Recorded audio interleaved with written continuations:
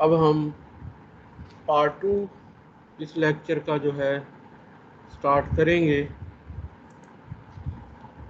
Due to some interruption जो है हमें वो रोकना पड़ा। तो पार्ट 2 है ये। अब उसी कंटिन्यू हम करेंगे ओशन एनर्जी को, और ओशन थर्मल एनर्जी कन्वर्टर्स के बारे में हम बात कर रहे थे। OTEX with hydraulic turbines. OTEC developed in 1980s were of the vapor turbine. They can use open cycle, closed cycle or hybrid cycle. The open cycle avoid heat exchangers. However, the lower pressure of the steam generated demand very large diameter of the turbine. This difficulty is overcome by using a closed cycle with ammonia as a working fluid. Most work has been done on the closed cycle configuration, which is regarded as more economical. However, the cost of the two versions may turn out to be of comparable. तो यहाँ पे अगर आप देखें तो हमें एक open cycle vapour turbine structure है और नीचे जो है वो क्लोज साइकिल है। तो ओपन साइकिल में क्या होता था कि वार्म वाटर आता था, उससे वेपर बनते थे और वो वेपर जो है टरबाइन में यूटिलाइज होते थे, और दूसरी तरफ से कोल्ड वाटर आता था और वो कंडेंसर के तौर पे यहाँ पे इसको वार्म वाटर को ठंडा करता था और फिर दोनों लिक्विड जो है डिस्चार्ज हो जाते थे। लेकिन जैसे कि हमने बताया कि टेम्परेचर डिफरेंस बहुत कम है, 20 डिग्री सेंटीग्रेड है। तो इस डेल्टा टी को यूटिलाइज करने के लिए जो है हमें साइज ऑफ टरबाइन बहुत बड़ा करना पड़ता था। तो उसकी निस्बत जो है जब क्लोज साइकिल जो कि नीचे आप देख रहे हैं वो हमने किया, तो उससे हमने क्या किया कि ये जो वार्म वाटर है उसको हमने वेपर नहीं बनाया, बल्कि हमने उसकी जगह एक हीट एक्सचेंजर लगा दिया।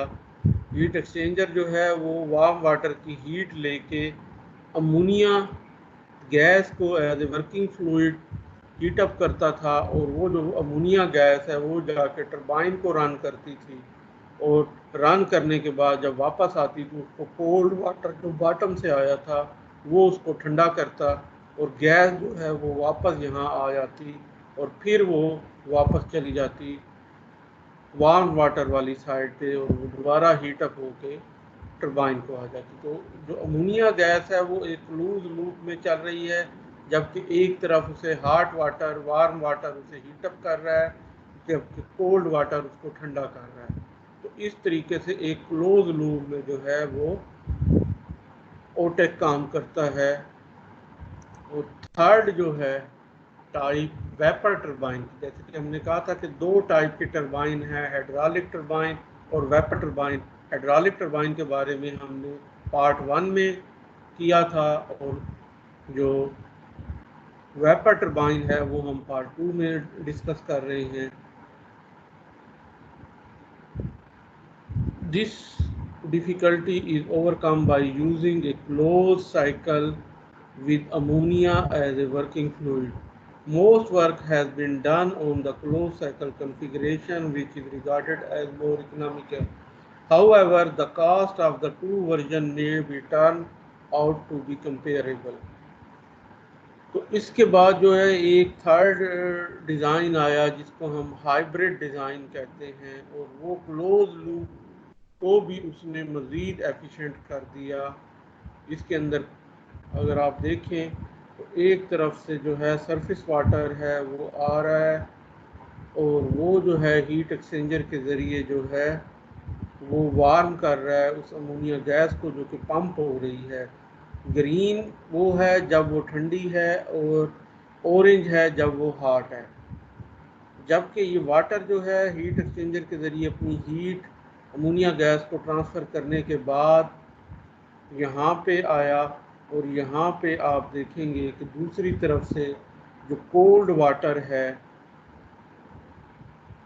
वो आ रहा है और वो यहाँ पे अपनी हीट को एक दफ़ा फिर एक्सचेंज करेगा। ये जो हॉट यहाँ पे है, वाटर ऊपर से आया है, इसके अंदर से वेपर बन के इधर गए और उसने आके यहाँ पे इनके ज़रिए ठंडे हुए और यहाँ पे एक वैक्यूम पंप लगा हुआ है और कोल्ड वाटर जो है फिर जाके नीचे गिरेगा, जबकि ये इसकी हीट को जो है वार्म वाटर को हमने ठंडा कर दिया है और वो अब इसके साथ मिक्स होके नीचे सरफेस वाटर में गिर रहा है। तो इससे जो है एफिशिएंसी ऑफ द प्लांट, जैसे कंबाइंड साइकिल पावर प्लांट होते हैं थर्मल में, उस तरीके से ये एक्स्ट्रा एफिशिएंट हो जाता है हाइब्रिड साइकिल में।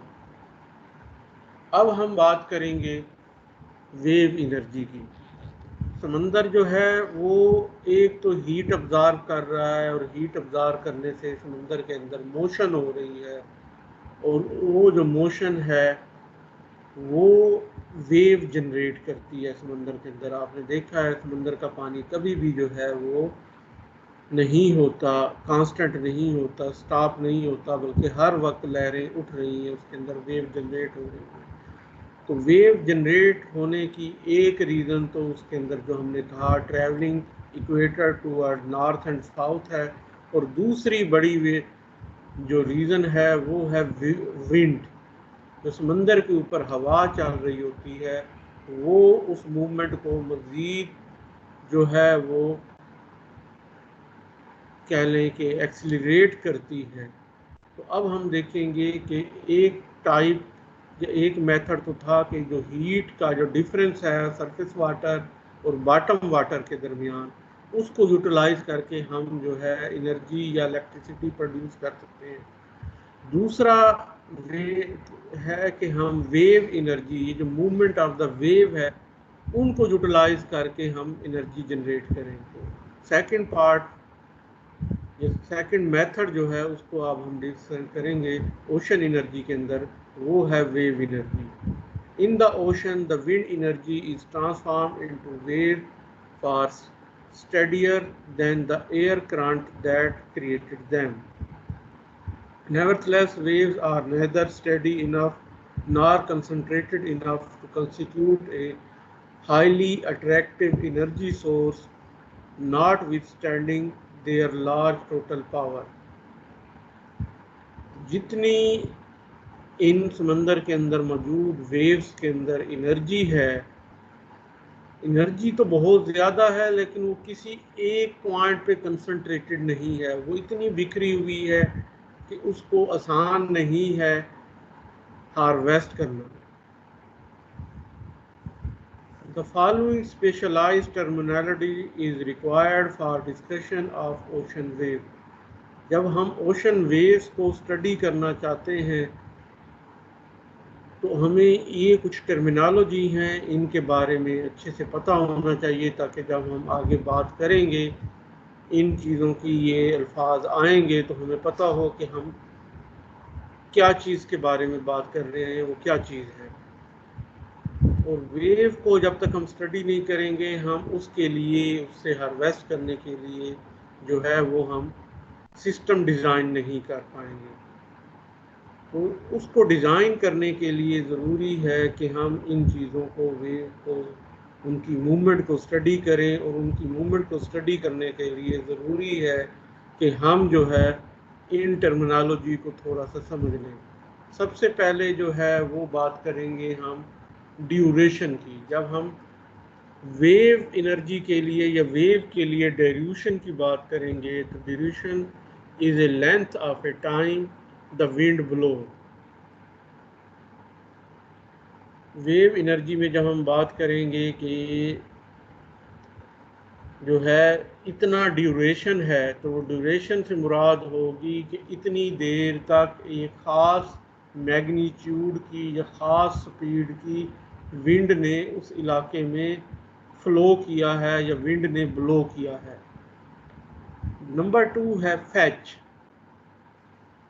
Fetch is the distance over which the wind blow, यानी कि वो रीजन, वो इलाका जिसके अंदर वो विंड ब्लो कर रही है। जब समुद्री तूफान आता है तो आपको पता होता है तो कि वो एक ख़ास रीजन से फिर दूसरे रीजन की तरफ बढ़ता है। तो हम जब वो उसकी बात कर रहे होते हैं कि वो कितनी टाइम के लिए चला, तो वो ड्यूरेशन है एक ख़ास स्पेसिफिक इलाके में, और कितने एरिया तक वो एक जैसा कांस्टेंट विंड के साथ चल रहा था, वो उसका फैच है। उसके बाद जो थर्ड चीज़ है जिसका आपको पता होना चाहिए, वो है डेप्थ ऑफ द वाटर। अभी हमने जैसे ओशन थर्मल एनर्जी कन्वर्टर में देखा था, डेप्थ की बात की थी, बॉटम की बात की थी। तो डेप्थ ऑफ द वाटर जो है वो उसको हम डी से नोट करते हैं। और स्मॉल जी जो है is the acceleration of gravity, gravitational constant जिसको हम कहते हैं 9.81 मीटर पर सेकंड स्क्वायर, जो फिजिक्स में एक क्वांटिटी है, उसको हम जी से नोट करते हैं, वो यहाँ पे भी यूज होगी। उसके बाद है एच, स्मॉल एच।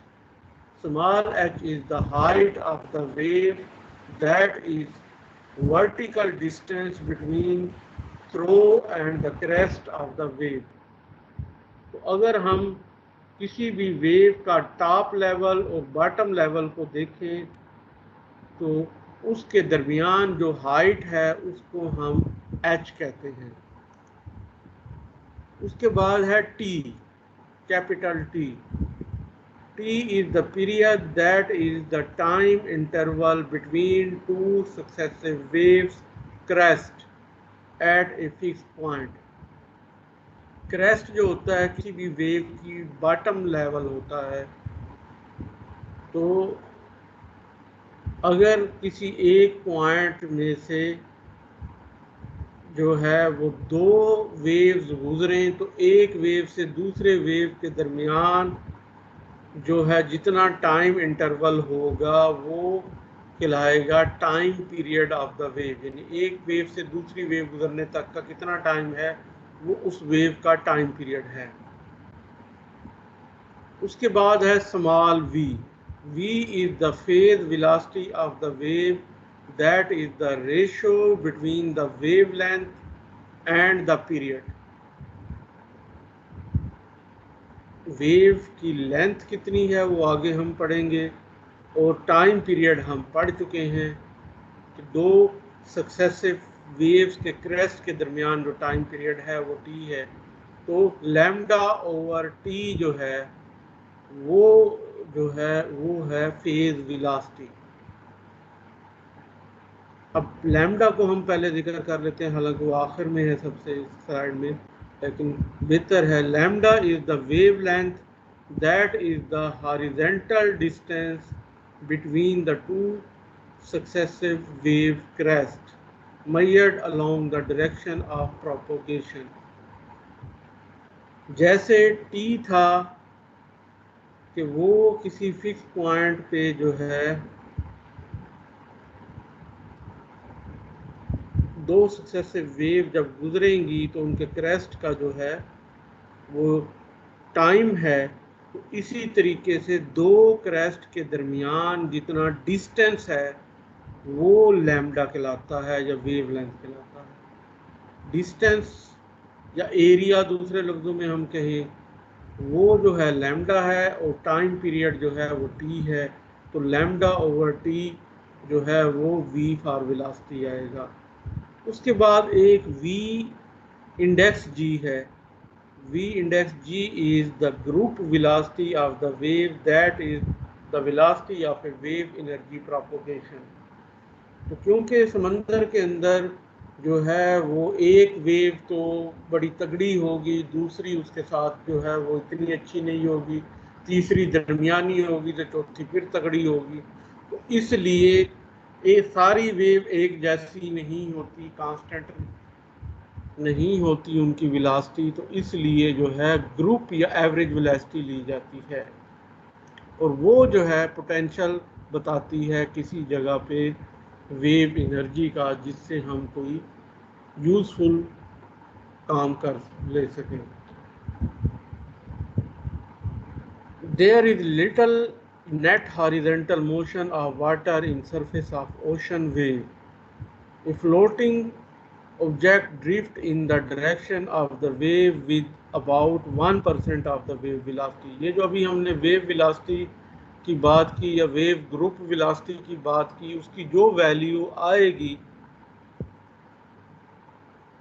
वो तो उन वेव की मोशन के हिसाब से होगी। लेकिन अगर कोई हम ऑब्जेक्ट उस जगह पे रख दें तो वो उस वेलोसिटी के सिर्फ 1% तक जो है वो हॉरिजॉन्टल मूवमेंट करेगा, क्योंकि वेव ऊपर उठेगी फिर नीचे आएगी, तो जो ऑब्जेक्ट है वो वेव के साथ ऊपर जाएगा, वो जब नीचे आने लगेगा तो वो जो है वो बैकवर्ड मूवमेंट शुरू कर देगा, और एट द एंड जो है वो थोड़ा सा पानी के अंदर से हो के क्रेस्ट से हो के फिर दोबारा जब उठेगा तो वो वेव गुजर चुकी होगी अगली। तो इसका तजर्बा कभी आप किसी तालाब के किनारे, किसी तालाब के किनारे जो है या झील के किनारे जिसका पानी फ्लो ना कर रहा हो, एक जगह खड़ा हो लेकिन उसके अंदर लहरें उठ रही हो, वहाँ पे करके देखें आप, काक या कागज़ या कोई ऐसी चीज़ आप रख के देखें तो आप देखेंगे लहरें तो चल रही होंगी लेकिन वो चीज़ तकरीबन जो है वो अपनी जगह के साथ ही खड़ी रहेगी, वो मूवमेंट आसानी से नहीं करेगी, क्योंकि वेव की जो मोशन है वो वेव तो आगे चली जाती है लेकिन वो ऑब्जेक्ट जो है वो बहुत कम हिलता है। तो इसलिए अगर हम कल को कोई ऐसा डिवाइस बनाना चाहते हैं जो वेव की मोशन को कैच करे तो आप देखेंगे कि इस का 1% ही उसको रिसीव होगा। A given elementary cell of water will move in a vertical circle surging forward near the crest of the wave but receding by an almost equal amount at the trough. तो जब ऊपर की जानिब wave जाएगी तो वो उसकी तरफ डायरेक्शन में मूव करेगा, लेकिन जैसे ही वेव नीचे गिरेगी तो वो जो है इनर्शिया की वजह से वापस की तरफ पेंडुलम की तरह एक वापस मूवमेंट शुरू कर लेगा ट्रफ के अंदर, और वो जो है near the surface and diameter of the circle is equal to the wave height. As the depth increase, the diameter reduces and the motion become negligible at the depth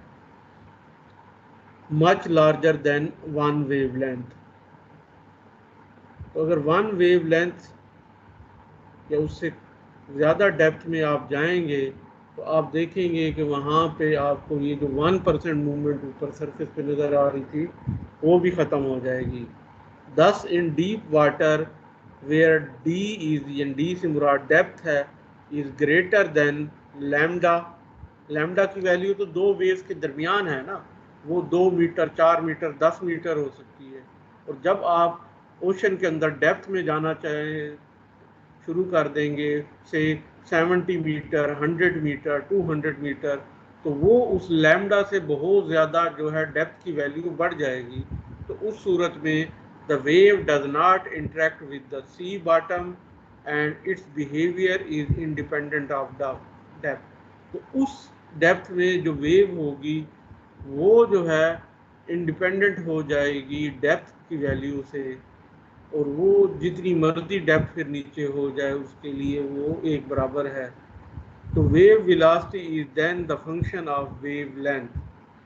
तो वेव लेंथ जो है वो Y factor होगा जो उस पर असरअंदाज हो रहा होगा, और डेप्थ जो है वो असरअंदाज नहीं होगी। उस सूरत में वेव वेलोसिटी जिसको हमने यहाँ पे स्मॉल वी से ज़ाहिर किया है वो इक्वल होगी delta g under root into lambda by 2 pi raised to power 1 by 2. Any system in which the wave velocity depend on the wavelength is called dispersive. Hence the deep ocean is dispersive. However, when the water is sufficient shallow, the circular motion of the water is perturbed by the sea floor and the wave lose some of its energy. यानी अगर आपका depth इतनी नहीं है, coastal area में है के करीब हैं, तो आपकी जो वेव है ऊपर के बाद जब डेप्थ में वो जाने शुरू होगी तो नीचे वाली सरफेस से टकराएगी, बॉटम से टकराएगी और वो अपनी शेप खोएगी, अपनी energy खोएगी। When lambda is greater than depth, the velocity no longer varies with the lambda. The system is no longer dispersive but depend on the value of the depth d. अब lambda की value negligible हो जाएगी और d की value जो है वो more important होगी for the velocity of the wave.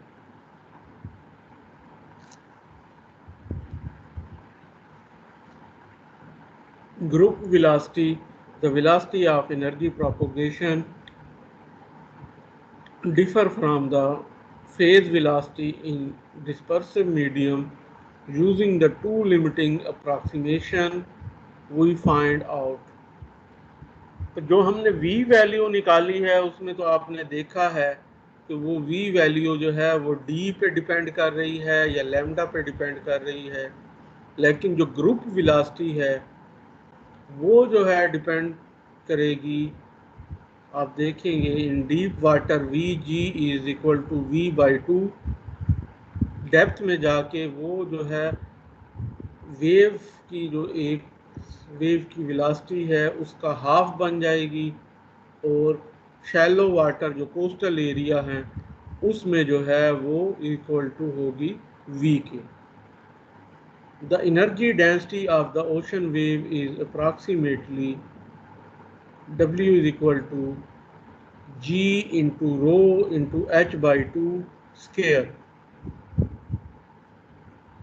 जो एनर्जी या वर्क डन होगा वो उसका वो इक्वल होगा G gravitational force, rho density of the water, H height of the wave, तो इन चीज़ों पे डिपेंड करेगा। Where rho is the density of the water, रफली जो है 1000 किलोग्राम पर मीटर क्यूब ली जाती है, लेकिन वो आपको पता हो कि जो समंदर का या ओशन का वाटर होता है वो ज़्यादा डेंस होता है, तो ये 1100-1200 तक जा सकती है, बाद का ज़्यादा साल्टेड हो तो 1400 पे भी चली जाती है, लेकिन फॉर सिंपल कैलकुलेशन 1000 kg पर मीटर क्यूब लिया जा सकता है। The power associate with the wave is P is equal to W into Vg, group velocity into W। इन दो वैल्यू की मदद से आप पावर कैलकुलेट कर सकते हैं वेव की।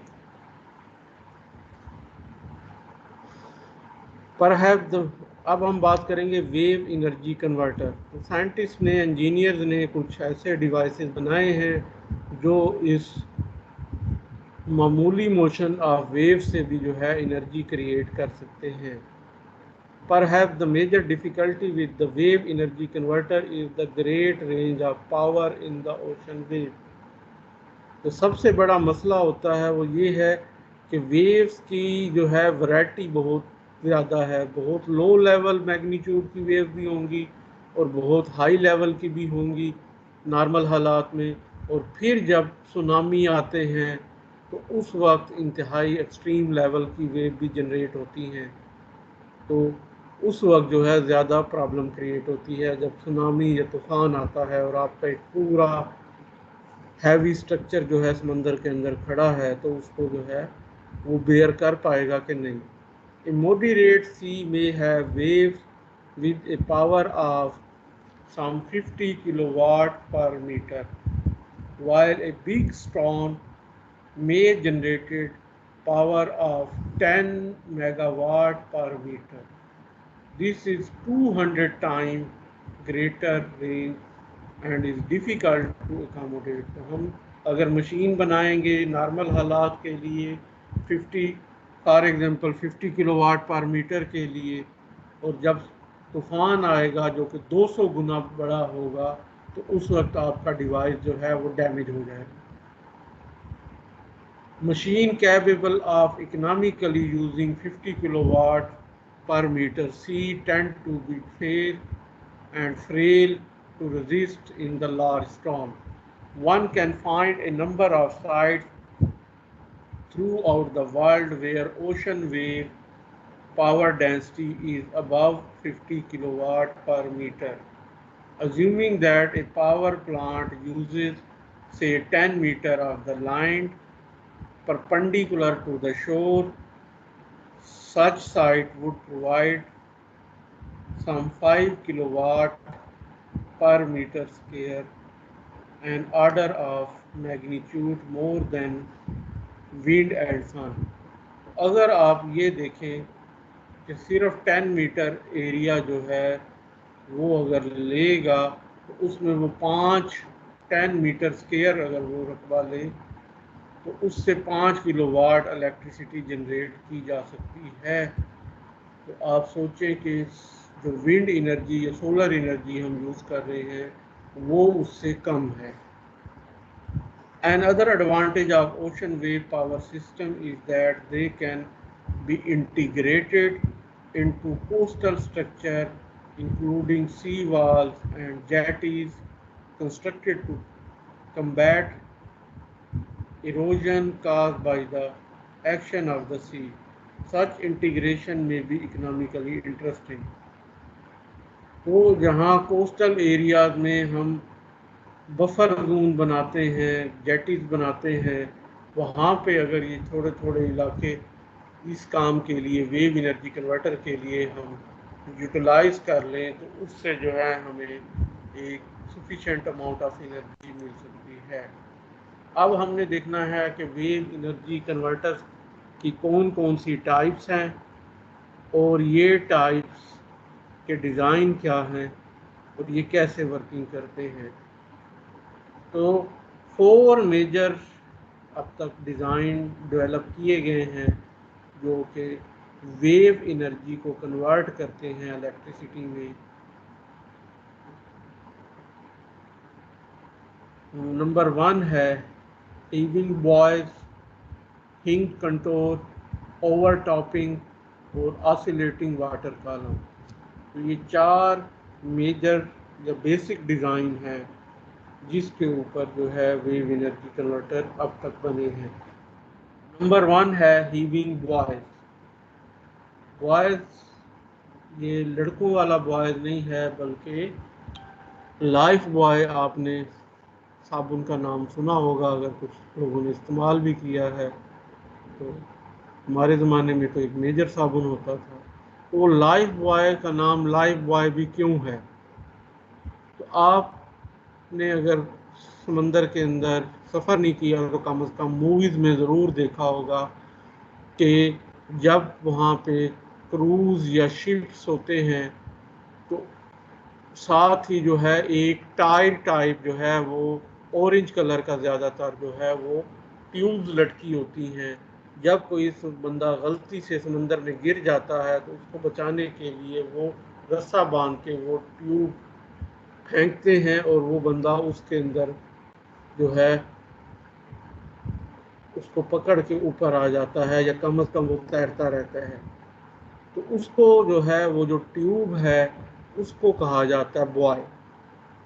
तो यहाँ पे जो वही बॉयज़ का लफ्ज़ यूज़ किया गया है लेकिन हीविंग बॉयज़ के नाम से, क्योंकि ये जो आप अगर स्ट्रक्चर साइड पे देखें ये ग्रीन जो जगह है ये बेसिकली अंदर से यहाँ से सर्कल खाली होता है, वो एक ट्यूब रॉड की शक्ल में बन जाती है तो बिल्कुल वो बॉय की शक्ल देती है और ये उसी तरीके के मटेरियल से बनी होती है और ये समंदर के अंदर तैरते रहने के लिए होता है ताकि ये जो पूरा स्ट्रक्चर है ये समंदर के अंदर तैरता रहे। इसलिए ये ग्रीन जो है बॉय जो ट्यूब जो है ट्यूब लाइक स्ट्रक्चर जिसके अंदर हवा भरी होती है ये पानी में फेंक दिया जाता है और ये पूरे स्ट्रक्चर के वेट को कैरी करते हुए फ्लोट करता है। और समंदर के अंदर जो मोशन होती है ख़ास तौर पे जो है वर्टिकल मोशन उसको ये कैच कराता है। The vertical oscillation of a water can act on a float that drive lever and piston, but such arrangement may be too complex and too vulnerable to stormy conditions.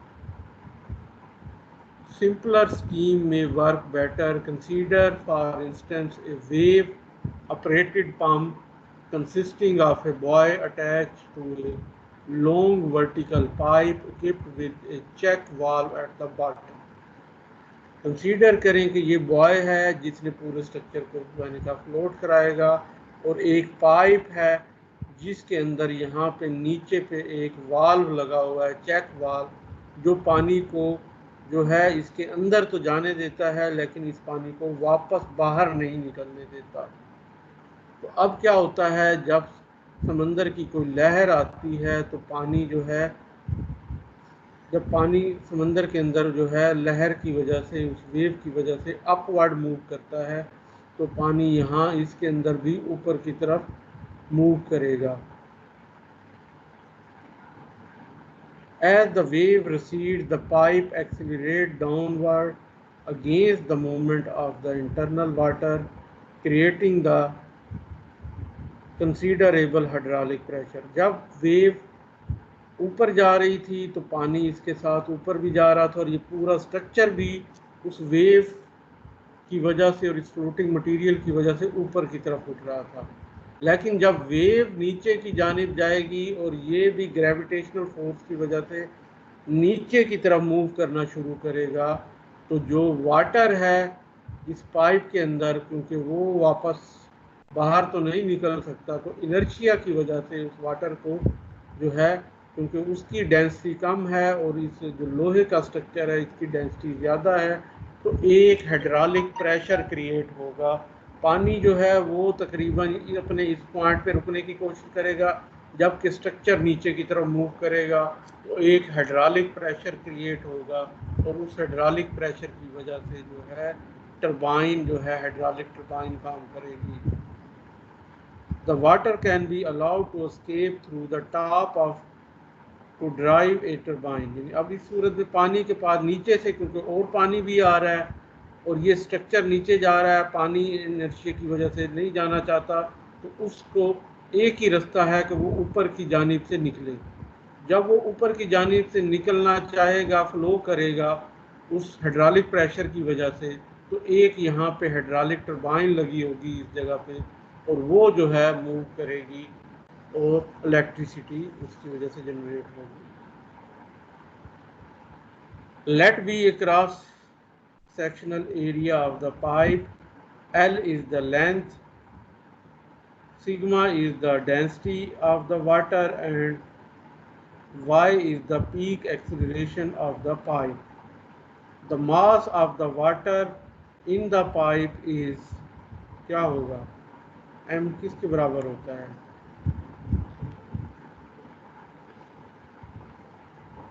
lambda into a into L, and the resulting force is y lambda a L। F is equal to m a आपने सुना होगा।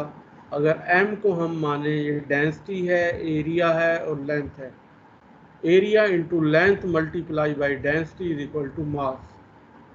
ये वाला मास जब हमने कहा अभी acceleration y के साथ मूव करेगा, तो y into lambda A L जो है वो होगी फोर्स जो कि पानी के अंदर मौजूद होगी। The corresponding pressure when the pipe is accelerated vertically is P is equal to lambda into sigma into L, and if L is 100 meter and y is 5 meter per second square, then the pressure is 0.5 megapascal or 5 atmosphere। तो अगर हम एक pipe जो कि 500 metre length वाला हो, उसके अंदर अगर 5 मीटर पर सेकंड से पानी मूव करेगा, तो उसके अंदर जो प्रेशर क्रिएट होगा वो 5 एटमॉस्फेयर होगा, और 5 एटमॉस्फेयर एक अच्छा खासा प्रेशर है। ये था उस प्रेशर से टरबाइन चलेगी और इलेक्ट्रिसिटी जनरेट होगी। अब हम बात करेंगे हिंग्ड कंट्रोल कन्वर्टर्स की। To generate large amount of energy, a multitude of these devices must be developed, each with its own piston and power take-up point. अब जो पहले अभी हमने किया है बॉय, इसका जो एक मसला है वो ये है कि ये किसी एक ख़ास पॉइंट पे खड़ा है और उसमें आने वाली वेव्स की जो वर्टिकल मोशन है उसकी वजह से वो इलेक्ट्रिसिटी जनरेट कर रहा है। तो एक स्पेसिफिक पॉइंट पे जो है एनर्जी की कंसंट्रेशन बहुत कम होगी, इसलिए जो है हमें बहुत कम एनर्जी मिलेगी। तो ज़्यादा एरिया की अगर वेव्स की मोशन को हम यूटिलाइज करेंगे तो हमें ज़्यादा एनर्जी हम कलेक्ट कर पाएंगे। तो ये जो है सेकंड वर्जन, जैसा एक नया डिज़ाइन आया जिसको हम कहते हैं हिंग control converter. The solution developed by the ocean power delivery limited, although also using a system of buoys, is capable of interacting with much larger ocean area.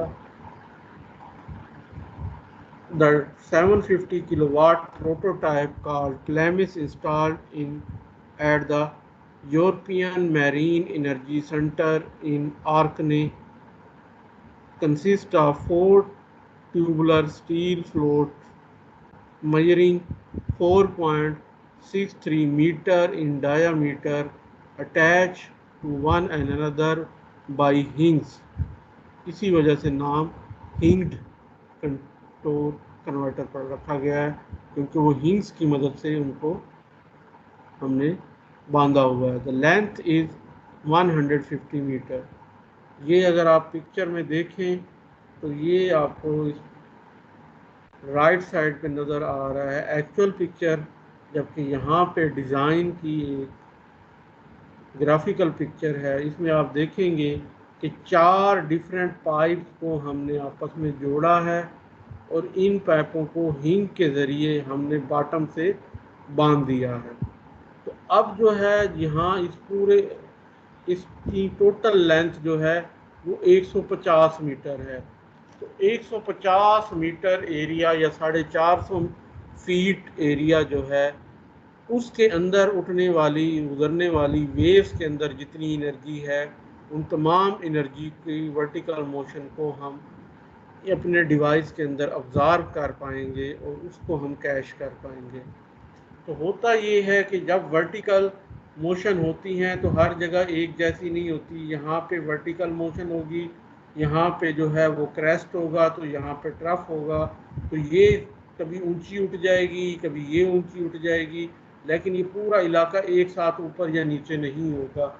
तो जब ये ऊपर जाएगा, ये नीचे जाएगा, तो इनके दरमियान ये जो एरिया है इंटरेक्टिंग एरिया, इसके अंदर जो है हमने